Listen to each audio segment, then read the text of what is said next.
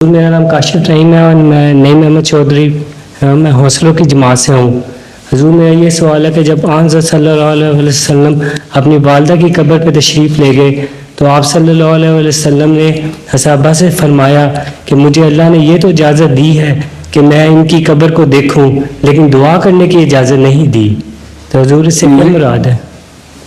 ये है हदीस मुस्लिम और हदीस में आता है, इस हदीस में ये मुस्लिम और इब्न माजा का हवाला दिया गया है सिर्फ खातून को। मुझे तो इस हदीस पे एतमाद नहीं है, क्योंकि रसूलुल्लाह सल्लल्लाहु अलैहि वसल्लम नमाज में हमें तो सिखाते हैं मतलब वाले दैया,